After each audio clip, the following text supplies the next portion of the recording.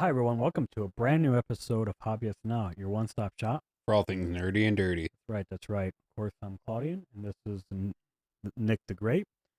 Just don't forget to like, subscribe, and share if you like what you see and hear. Also, leave a comment. We would love to hear from you. We're also on Spotify. Link is in the bio. All right, so we're going to start with news. But before we do that, we're going to take a little side tour, and we're going to actually talk about HBO's The Last of Us. So, Nick, what do you think? So far, I've been pretty enamored with the show. Yeah. It's been pretty faithful to the game. Um, I have very few gripes with it. Maybe like a little bit of weird changes, but that most recent episode was like it was spot on, and I think they nailed it. Yeah. Same thing. Been great. Of course, we had the notorious episode 3, but they really rebound. They came back from that for sure. So, yeah, I'm pretty stoked about it. Show's almost over with. I think. Yeah, I think it's gonna be this what? Friday is the last episode Yeah. final. So, but yeah, definitely we had taken a couple weeks off, so we'll be should be pretty much back to swing things. We're also doing gameplay.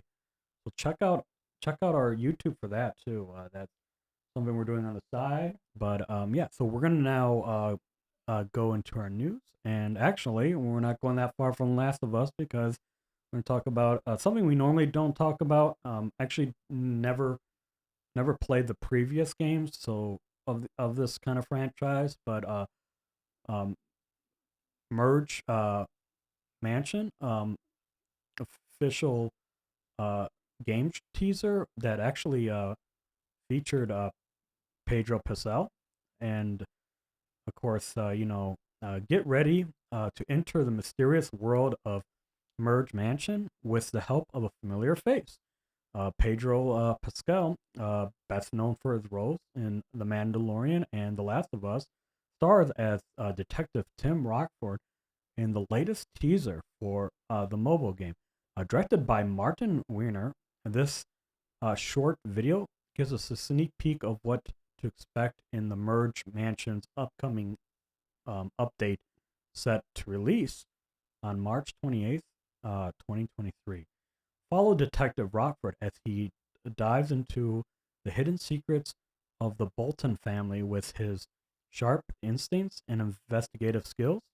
He's determined to uncover the truth behind their murky past. Merge Mansion's new update promises to deliver an exciting and immersive experience that'll keep you on the edge of your seat. Never played those games. I've seen the ads for them. I know there was like one about the old lady, like what is she up to, kind of thing. That was the only thing I'd ever seen, but I was surprised to see such a big actor like him be attached to it. But we're gonna actually move to Nick for a very special trailer that also got released. TMNT Mutant Mayhem's first trailer actually dropped. Get ready to bust out your best ninja moves and join the Cowabunga era with Teenage Mutant Ninja Turtles Mutant Mayhem. Paramount Pictures has just released an epic teaser trailer for the upcoming CG animated film, and it's sure to get your adrenaline pumping. The beloved half-shell heroes are back and better than ever as they emerge from the sewers and take to the streets of New York City for an exciting new adventure with an animation style reminiscent of 2018 Spider-Man Into the Spider-Verse. This movie promises to be a comic book come to life, as if the teaser wasn't enough to get us hyped up.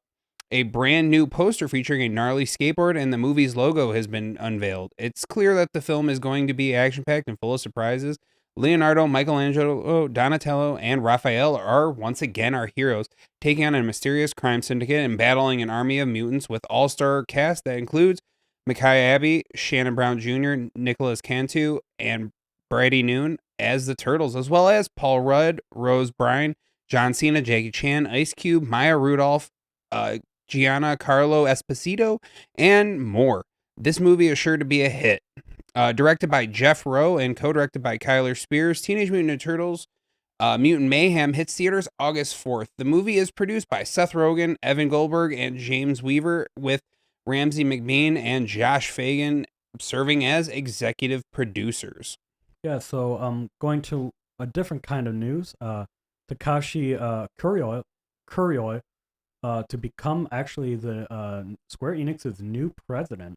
As of March 3rd, 2023, Mr. Kiryu will be taking the helm of the renowned video game company, and we couldn't be more thrilled for him. Square Enix announced that uh, Takashi Kiryu will replace Yosuke Masuda as the company's president and a representative director. Kiryu will serve as the president and representative director of both Square Enix Holdings Company Limited and Square Enix Corporation Limited. The company plans to officially finalize the change in a shareholders meetings in May and June. Masada will retire from the company. He became president and representative director of Square Enix Corporation Limited in April of 2013, of Square Enix Holding Corporation Limited in June 2013. Kuroyo became the general manager of Square Enix Corporate Planning Division in June of 2020. He then became the chief strategy officer and executive officer for the company's corporate strategy and corporate communications department in April of 2021. He became the chairman of the board of Square Enix in China in January of 2022, and then the director of Square Enix Corporation Limited in May of 2022. He later became the director of Square Enix Holding Corporation Limited in June 2022. So he's got a very extensive promotions all over the place. Some news for a movie that I haven't seen. I believe you haven't seen this movie either, but Everything Everywhere All at Once has just set a new record as the most awarded film of all time, with a whopping 158 accolades to its name. That's right, it has officially surpassed The Lord of the Rings, The Return of the King, which previously held the top spot with 101 major awards. The folks over at actually IGN did the hard work of tallying up all the awards received by Everything Everywhere All at Once this award season, including those from major critics organizations such as the Golden Globes, SAGs Award, and the Indie Spirits. Now, we know what you're all thinking. What about all the awards and nominations out there, just in general? Well, not every single critic organization and award show made the cut. If you were to count every single nomination and award, Everything Everywhere All at Once would still come up on top with a total of 336 awards, and that, mind you, these are won, and 691 nominations, compared to The Return of the King, 213 awards and 337 nominations. It is clear that Everything Everywhere All at Once has taken the world by storm, captivating audiences and critics alike with its multiverse storyline, stunning visuals, exceptional direction. We can't wait to see what other records this movie will break in the future. So, going back to some news that actually we talked about a while back, Xbox E3 has announced that it won't actually have a physical presence at this year's E3 show floor in Los Angeles, but it will still participate in the event via digital channels, including co-streaming with other content creators and media partners. This decision reflects the changing landscape of gaming events and the importance of online engagement in reaching a wider audience and building communications around shared interests. So what to expect from Xbox Digital Week is what they're calling it. The Xbox Digital presence at E3 will consist of several parts, in fact, including press conference, a fan event, and daily programming. Here's a brief overview of what you'll expect. Xbox and Bethesda Games showcase June 11th at 10 a.m. PT, and Xbox and Bethesda will, which was required in fact by Xbox parent company in 2020, will host a joint press conference to reveal new games and updates from their respective studios. The showcase promises to have the largest lineup of exclusive games ever, with some surprises and announcements that haven't even leaked or rumored yet. Fans can watch the showcase on Xbox official channels or co-stream it with their favorite creators. So the Xbox Fan Fest, which is from June 12th to 13th, Fan Fest is a free virtual event that lets fans connect with each other and Xbox developers, influencers, and partners through interactive experiences, contests, giveaways, and more. Fans can participate in activities such as photo booths, game demos, Q&A sessions, meetups and greets with Xbox personalities. Fan Fest will also feature exclusive merchandise and discounts for Xbox products and services. So the daily programming, which is from June 14th to the 16th, Xbox will continue to stream daily programming during the rest of E3 week, featuring gameplay, demos, interviews, behind-the-scenes looks, commentary, spotlights. Fans can tune into Xbox official channels or co-stream with their favorite creators to get a more personalized, diverse perspective on the content. And yeah, so that's kind of exciting. So we'll see. I'm sure a lot of the companies are going to be following suit, doing that. But yeah, we're going to move on to I know your favorite, and I know definitely Nick's favorite, the action figures and models. So all these will be releasing of April of this year. We start off with Figure Arts Super Saiyan Vegeta. He'll run you about $26.42. Absolutely beautiful figure. Obviously, Figure Arts articulation. Then we have another Figure Arts Frieza First Form with Pod. And he'll run you about $58.71. And the Pod is that little chair that he sits in like the whole beginning of the Frieza saga. Then we have the Kachikobuki Metal Gear Solid 4 Guns of the Patriot Metal Gear Ray 1/100 plastic kit. Will run you about $71.92. And again, I think all these Metal Gear ones are kind of difficult and require glue and a bunch of other stuff. So just be wary of that. Then we have the Plex Q Collection Dark Souls Katarina Knight Sigmire. He'll run you about $49.90. Moving on from there, we have some really exciting news. At least I know it's exciting for me, and it kind of broke the internet for a second there. Dragon Ball Budokai Tenkaichi 4. So Dragon Ball Z Budokai Tenkaichi series have been praised for its faithful adaptation of the anime series and manga series, as well as accessibility to both casual and hardcore fans of the franchise. The series has also been lauded as for its deep complexity in terms of character movesets and strategies. It remains to be seen what the new features or improvements for the upcoming game will bring to the table, but fans of the series are certainly excited to see a new entry in the Budokai franchise after all of these years. I'm definitely excited. The graphics look absolutely amazing. I'll actually drop one of the pictures down here. The Pokemon anime. The anime will star not Ash this time, oddly enough. But we have some new actors. Minoru Suzuki and Liko and Yuka Teraski as Roy. Additionally, Takaku Yashiro will voice Freed. And Iku Otani returns as Captain Pikachu. Sayori Den is directing the anime, and Daki Tayasu is serving as creative director. Dai Sato, Eureka 7, Wolf's Rain, Samurai Champloo, and Cowboy Bebop is overseeing the series scripts. Tetsuya Yama is the action director. Rai Yamazaki is the character designer, and Koyo Ito is the sub-character designer.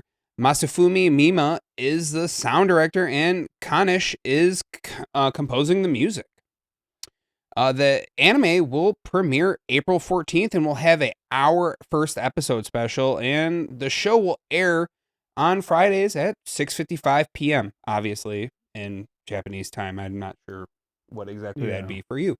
But some even more exciting news before we actually get to our meat and potatoes. Naruto. The exciting news for Naruto fans, the original Naruto anime is getting 4 new episodes to celebrate its 20th anniversary, which will air in September. In addition, selected earlier episodes will rerun in Japan starting in July. Studio Parrot also released Road of Naruto video in October, which condenses 20 years of Naruto anime history into 10 minutes and includes brand new animation footage. It's a great way for a fan to relive the series and see some new content at the same time. So that will conclude our like news segment. We're going to actually go to our main topic from here on out, and of course that is going to be the James Bond 007 franchise. And yeah, so buckle on your seatbelt, get your martini shaken not stirred, Right. pull out your Aston Martin from the garage, and Let's burn some rubber. let's do that. Yeah. All right.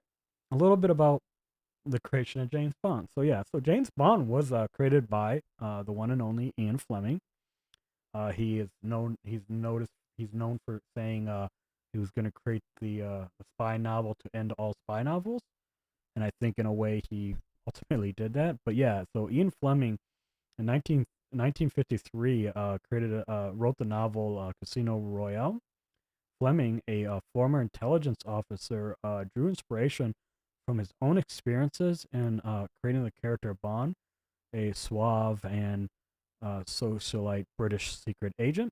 The success of Casino Royale led to a series of novels featuring Bond, each one filled with exotic locations, beautiful women, and thrilling action sequences. So Ian Lancaster Fleming was born on May 28th, 1908 in London, England. He was the son of a member of parliament and the grandson of a Scottish banker. Fleming was educated at Eton College and later attended the Royal Military College at Sandhurst. After completing his education, Fleming worked as a journalist for several years before joining the British Naval Intelligence Division during World War II. His work as a spy would later serve as inspiration for his most famous character, James Bond. Ian Fleming passed away on August 12th, 1964, at a very young age of 56. In 1962, the first James Bond film, Dr. No, was released, starring Sean Connery as Bond. Since then, there have been 25 official Bond films, with a 26th just released. The Bond franchise has also extended into other forms of media, including comic books, video games, and even theme park attractions.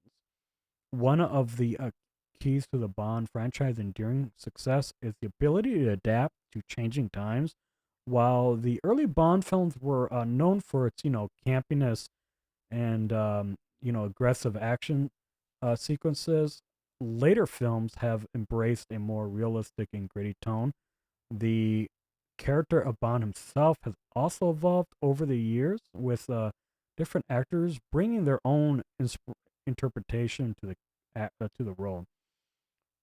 The Bond franchise has also been successful in creating memorable villains such as Ernest Straffel Blofeld and Raul Silva, and memorable allies such as Q and M.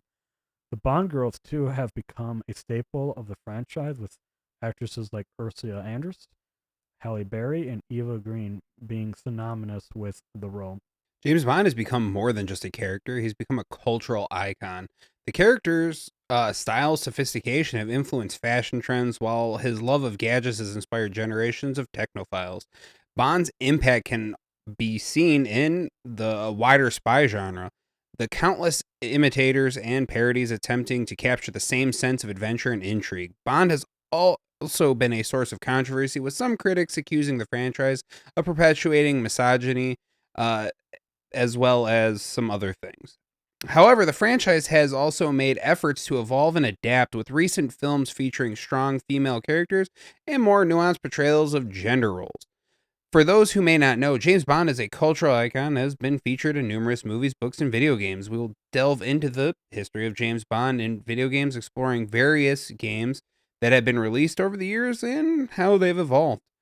It is worth noting that the future of the Bond franchise remains uncertain. Daniel Craig, the current actor playing Bond, has announced that No Time to Die will be his last role. There has been much speculation about who will take over as the next Bond, with names like Idris Elba and Tom Hardy being thrown around. Regardless of who takes the role, one thing is for sure: James Bond will continue to be a cultural icon, inspiring new generations of fans and continuing to capture the imaginations of audiences worldwide.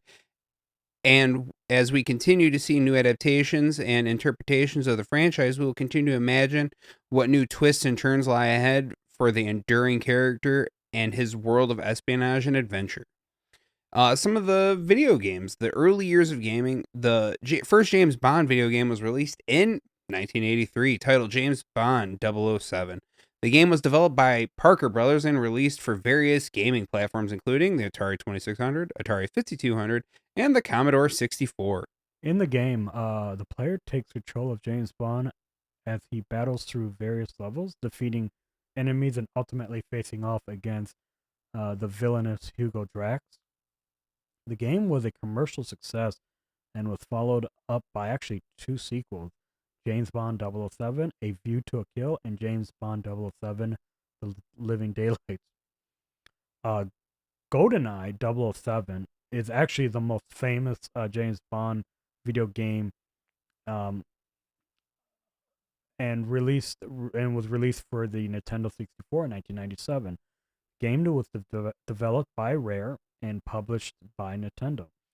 Uh, GoldenEye 007 was a first-person shooter that followed the plot of the movie of the same name.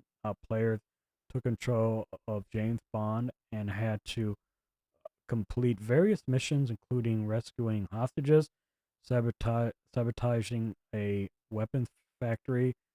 The game was praised for its multiplayer mode, which allowed up to 4 players to battle it out in a split screen mode. I have plenty of memories of this game for sure. GoldenEye 007 went on to become one of the best selling games for the Nintendo 64 and has been credited for revolutionizing the first person shooter genre. In fact, many gamers and critics alike still consider it to be the one of the best video games of all time. In recent years, there have actually been numerous James Bond games releases, including Bloodstone, GoldenEye 007 Reloaded, and 007 Legends. These games have continued to feature James Bond in various missions, with players taking control of the iconic spy as he battles villains and saves the world. James Bond has been a staple of popular culture for decades, and his presence in the video game industry has been no exception. From early days of side-scrolling shooters to revolutionary first-person shooters like GoldenEye 007, James Bond has remained a popular video game character. So one thing we were going through and doing was we're kind of picking up, like, more or less, mind you, we love all these movies, so there's really like no like hate on any of them, but we took the ones that kind of I guess we would say are the gems out of the diamonds here, I guess. And so I chose actually we both chose two films, and I chose the first one.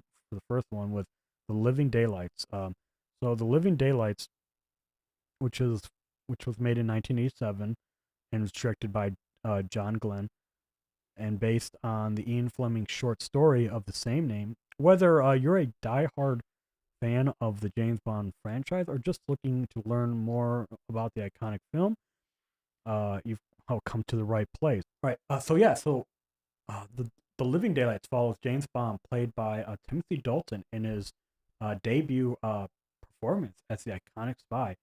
as he is tasked with helping a Soviet defector by the name of General Georgy Kozlov, um, who defects to the West. However, things quickly get complicated when Kozlov is abducted and Bond teams up with a beautiful cellist by the name of Kara Maval to rescue him.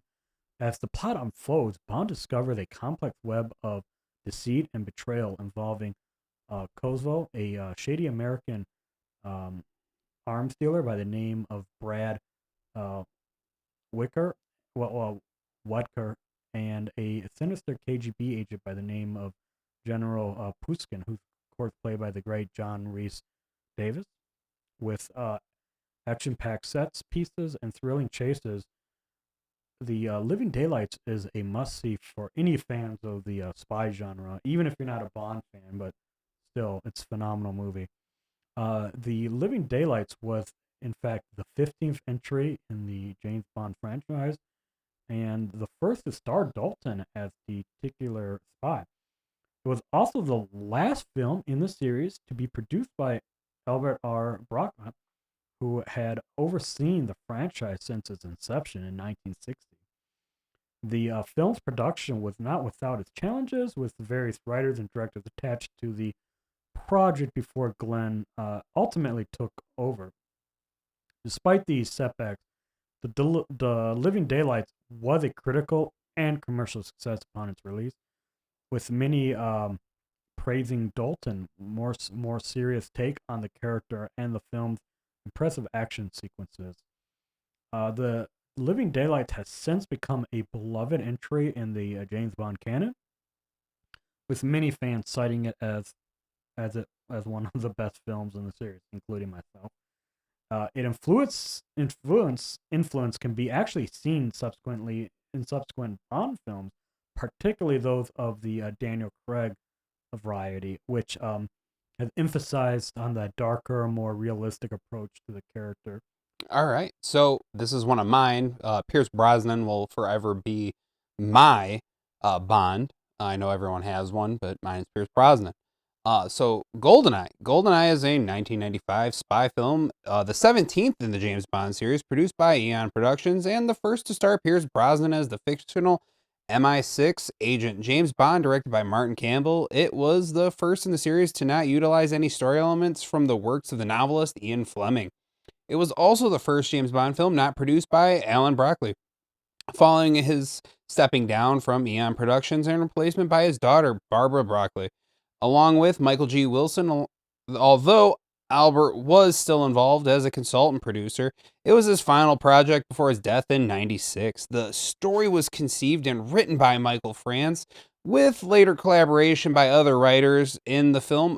Bond fights to prevent a rogue MI6 agent, Sean Bean, from using a satellite weapon against London, causing a financial meltdown.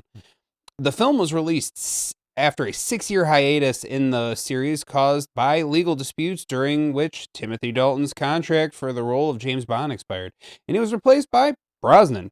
M was also recast with the actress Dame Judi Dench, becoming the first woman to portray the character, replacing Robert Brown. The role of Miss Moneypenny was also recast with Caroline Bliss, being replaced by Samantha Bond. Desmond Llewellyn was the only actor to reprise his role as Q, the first Bond film after the collapse of the Soviet Union and the end of the Cold War, which provided a background for the plot. Principal photography of GoldenEye took place in UK, Russia, Monte Carlo, and Puerto Rico.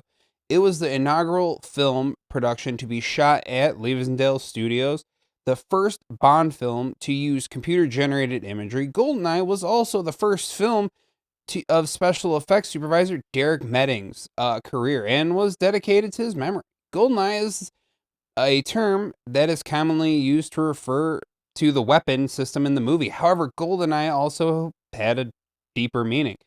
GoldenEye was originally the name of the estate in Jamaica that belonged to Ian Fleming, the creator of the James Bond film. Fleming used the name as the title of his 17th James Bond novel, which was published in 1995 after his death. The novel was later adapted into a film that was, released in '95, starring Pierce Brosnan as James Bond. So going back, going back actually in time, we're going actually one movie before this one, which may throw some people off. But yeah, this is actually going to be License to Kill, which is the one before the hiatus, and then GoldenEye would be the film that would follow. But yeah, I absolutely love License to Kill as well. So in License to Kill, Bond resigns from MI6 to avenge his friend's brutal attack by the drug lord Sanchez. Sanchez also kidnaps his friend's wife, forcing Bond to go undercover in the drug cartel. There's a funny Wayne Newton cameo that's like it's hilarious in this movie. But the film takes place in various locations, including Florida and fictitious country of Isthmus and Mexico. The plot is rich with action and drama, culminating in an explosive showdown between Bond and Sanchez. The film features a diverse cast of characters, each with their own unique personalities and motivations. And also, that person that got injured it's Felix. So for those who are avid followers, that was the friend that gets that we're talking about. Anyways, um, with unique personalities and motivations, James Bond, played by Timothy Dalton, is the quintessential British spy, combining charm with and lethal skills.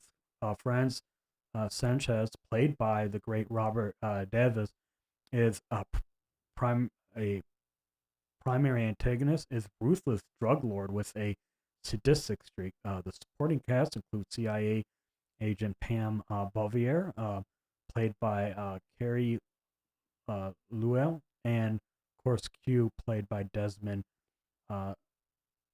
Llewellyn, who provides Bond with an arsenal of gadgets.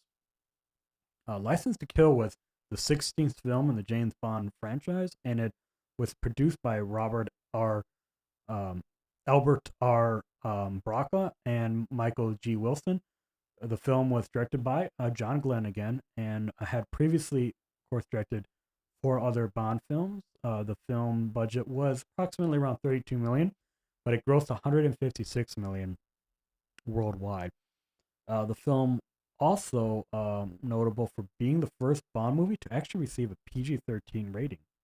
So another one of my favorites, favorite Bonds, I should say, is Daniel Craig. I absolutely enjoy him in his portrayal of Bond. So Casino Royale, 2006. When it comes to the movies that have captured the imagination of the millions, few have managed to do so as Casino Royale in 2006. Directed by Martin Campbell, the action-packed spy thriller is widely regarded as one of the best James Bond movies ever made. Stars Daniel Craig in his lead role and is based on Ian Fleming's 1953 novel of the same name. The movie follows James Bond, a British MI6 agent, as he attempts to stop Le Chef, a notorious financier of international terrorism, from winning a high-stakes poker game at a casino royale in Montenegro.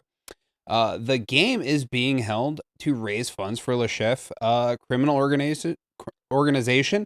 Bond is assisted in his mission by Vesper Lynd, a British treasury agent, and Mathis, his contact in Montenegro. As the game progresses, Bond and Vesper develop a romantic relationship, as every one of them do.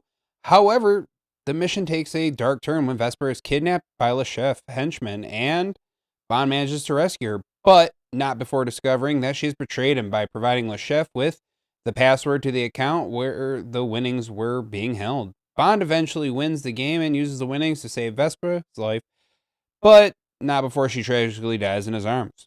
One of the standout features of Casino Royale is the exceptional acting by the entire cast. Daniel Craig's portrayal of James Bond is widely regarded as one of the best in the franchise history.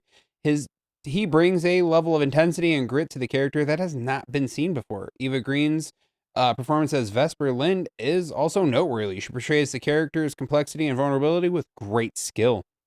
The supporting cast, including Judi Dench, Felix Leiter, Jeffrey Wright, and Le Chef Mad Mikkelsen, are also exceptional. Each actor brings their own unique style to their respective roles, making for a well-rounded and engaging movie experience.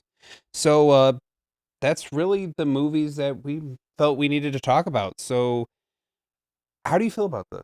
Well, so I truly grew up on Bond movies. Like I grew up intensely on the Sean Connery's films and the Roger Moore movies. I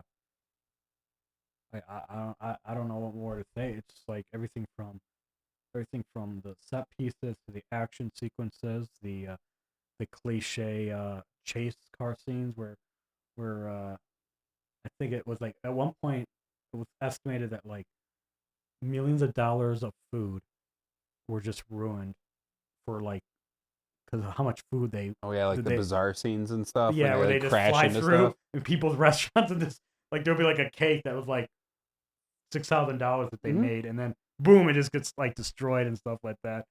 I know that was more of a and that was really Pierce Brosnan Oh and yeah, the stuff Daniel like Craig ones too. Tank. Like that one scene in I I think it's Quantum of Solace actually, when him and that girl are driving through the bazaar, they just Yeah, tear through and just destroy everything. everything, fruits, Uh, vegetable, all of it. yeah, it's just a funny little note. I mean, what can you say?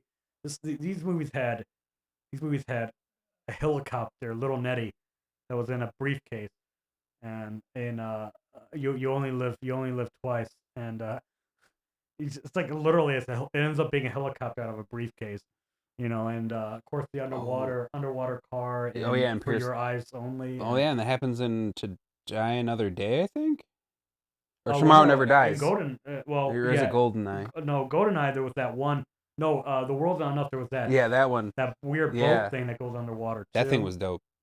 and then yeah there was another one where he goes underwater. Then of course Bond is in the Navy, so he tends to be on a lot of submarines.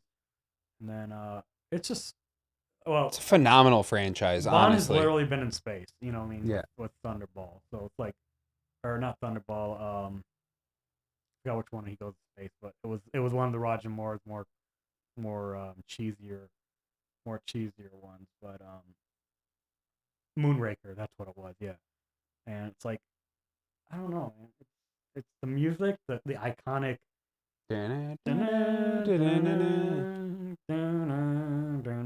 you know, which is ironic because the guy who wrote that music, I think his name is like Norman something. I'm sorry, we didn't look into this so much, but the story goes that him and his wife, he was an actual stage writer, so he wrote like music for stage and stuff. So he knew Albert Brock, and he had worked on actual musicals with him.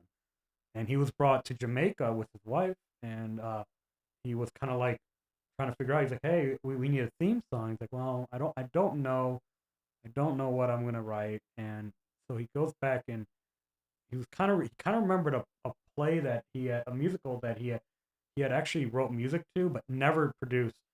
It was called like My House for Vishma or something. It was about a guy who an Indian guy who basically is homeless or something. I'm not sure, but that music actually was pulled from that musical, and he just changed some of the notes around, and then that's where you get the iconic dun dun dun all that the classic Bond music that we know, and for a while actually there was no like Doctor No doesn't have really an opening sequence.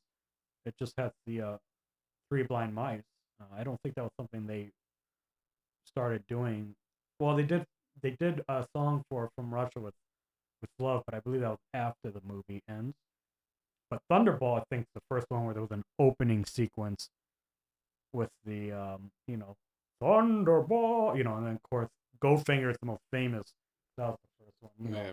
Goldfinger, Where they sing about the title the entire Yeah, time. and then but yeah, you had the guns, you had the car, the Aston Martin, such a iconic car for it's funny because that was not what Bond drove in the books. He drove a Rolls Royce, the Walter PPK. He did not use that gun. He used a Beretta, and there's a very there's a very funny scene in the Doctor No actually very early on where he meets, I think it's yeah, he meets M and Q, and they're all in the same room, and he's like, oh, he's still carrying around that Beretta, and he's like, oh yeah, he's like, oh, that's for the American, and then he gives him a Walter PPK. That's what his new issue weapon is. So that was kind of like a little poke from the books, but that whole thing never even happened. That was something that was invented, and like I was telling Nick before we were recording that, like all the mannerisms that we know of Bond, like for many people may or may not remember, they've seen the old films, but like Bond would come in and he would like toss the hat on the little stool thing, that coat hanger, the coat holder thing, and that was all inventions of Terrence Young, the director. Terrence Young was really the Bond, like that's what attracted him to the role. It was just because that was kind of his lifestyle. He was basically that playboy kind of guy. He literally he was paid for the movie because back then they were they were given the money advance. They weren't wasn't like nowadays, so they were given the full of production advance money, and he just kind of just blew it all on gambling because that was the kind of guy he was, and it was kind of like, oh, like I don't have no money, It's like what happened? It's like gambled it all. That's just the kind of guy he was. But Terrence Young was a lot of the first director is really in that movie and that character that we know. But yeah, the cars, the women. I mean, that with the ridiculous names. Uh, the villains are classic. Donald Pleasant, who of course created really the iconic, Blofeld with the cat, and the screwed up eye, and then of course that was Mike Myers played Doctor Evil. That was Mhm. literally directly Donald Pleasant. That was who he was. That was the version of Blofeld that we saw in Doctor Evil from the Austin Power films. So talk about iconic. I mean, and everybody knows who that character is worldwide. What about you, Nick? I know I've been rambling. Uh, I mean, most of my experiences were literally with Pierce Brosnan. That's where I mean it kind of started. I mean, I watched the Sean Connery ones when I was much younger Yeah, with my grandmother. But the Pierce Brosnan ones were the ones that I remember the most, and that's because they literally came out when I was a kid, and I remember going and seeing them in theaters and enjoying them, and just wanting to be that. Like now we have everything that they had, the yeah, cell phones, the smart watches. I mean, the gadgets. yeah, like they would. 10-year-old me would just die if Dude, I seen any of this stuff. a dude comes in, like there's a scene with Bond and it's a Q. Q was great. We it was a tragic. I mean, he was an old guy when he passed, so he lived a long life, fortunately. And there's a if you watch the world's not enough is a beautiful little memorial they do for Hmm. him but anyways, there's a scene where Q they're downstairs and in the lab, and Q Bond comes up, and there's a guy with like a beat, like an old, like, beat maker, like cassette player, and he it's a rocket launcher. Oh Like, yeah. he's like, it's and excuse me, I know it's kind of offensive to some people, so I get that. So I don't mean it to be like that, but like, something we're making for the Americans, called a ghetto blaster. Just like just the humor, and you're always wanting to see what they're gonna come up with. You know, Amiga watch. It's basically, like people didn't know that. Like really knew that men wore, classic high end. That's how I found out men wore Rolexes. You know what I mean? I didn't. You know what I mean? Like Rolex. I just thought that was like a watch. You know what I mean? I didn't know that was a $8,000 watch. The so it's like there's definitely a heritage to it, and of course the music, all the opening songs are there. I mean, if you like them or not, a lot of people I know uh, don't. I took a date out to go see one of the Daniel Craig ones. I think it was Skyfall. They never saw a Bond movie, so they were like, "What is this?" You know, when the music starts playing, and they're like, I'm like, "Yeah, these are all in the movies. Like all the movies have these." And they're like they didn't know. So yeah, just phenomenal pieces of work, great movies. They mean a lot to me. I really enjoyed Daniel Craig's portrayal of the character. I feel like it's the most serious of all the Bond movies. Daniel Craig, the directors were just serious about making everything. I didn't feel like it was campy one bit. Like it was just like these are high budget films, and that's how they're going to be treated. All right. Well, I guess So, we can just move on to the end and just yeah, give us some facts real quick. yeah. So we have some. We decided to come up with some facts. So here they go. So in No Time to Die, which is the latest James Bond installment, which is the 25th film in the franchise, it also was the first film not to actually be based on any previous written stories by Fleming. Casino Royale was the first James Bond adventure that Fleming wrote in 1953. Dr. No was the first James Bond film made and created the global phenomenon, as Sean Connery brought the character to life in 1962. There have been 6 characters who have portrayed James Bond on the silver screen. So Sean Connery, George Lazenby, Roger Moore, Timothy Dalton, Pierce Brosnan, and of course Daniel Craig. Bono and The Edge wrote the theme to GoldenEye in 1997, which was sung by, of course, Tina Turner. Bono stayed at the GoldenEye Resort for inspiration. Pierce Brosnan was originally set to play 007 in the 1987 film, but due to contract obligations to his hit series Remington Steele, prevented him from being the British secret agent. Instead, producers went with, of course, Timothy Dalton.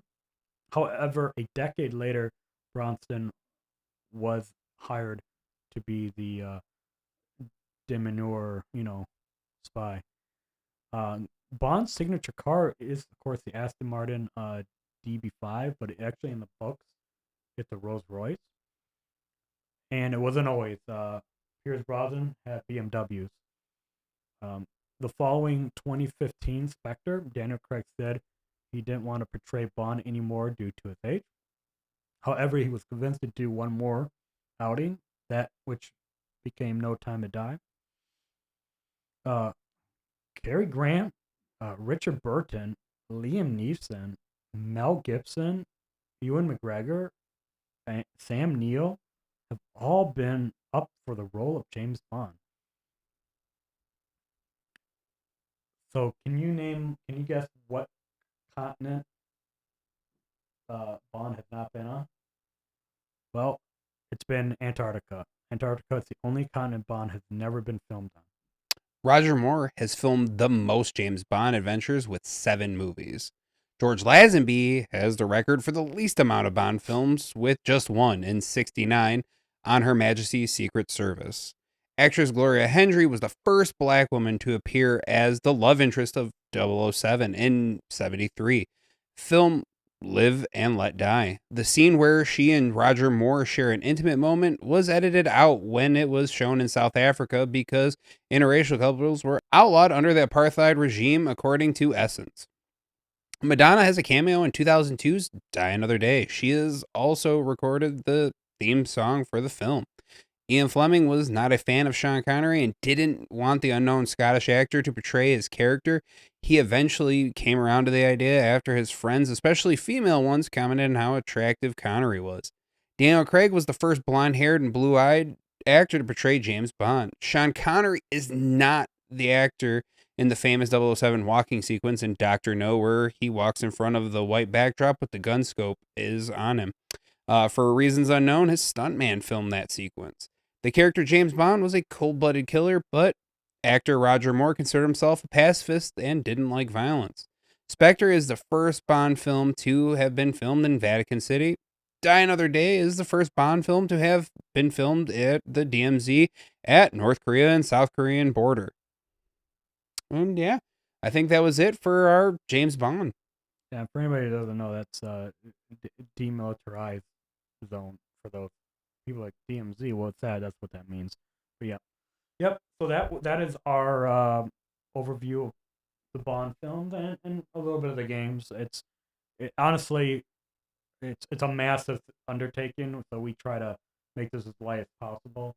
So we kind of just skip some stuff. I mean, there are actually a film that isn't canon to the Bond films. There's Never Say Never Again, I believe is the title of that one. And then there's even a previous Casino Royale, which was a comedy, which like Peter Sellers plays Bond. It's weird. It makes no sense, and it was like directed literally by 5 directors. I'm not even making that up. Like I believe it's like 5 directors made the movie, but it was before the Albert Braca and that production. But yeah, so that was Bond, and I hope you really enjoyed it. I hope it was informative. And again, always, we love to hear from you guys. Just message us follow us on Instagram. We got a link down there. That's probably the quickest way we could reach. But yeah, so I hope you enjoyed it, and till next time, bye. Bye.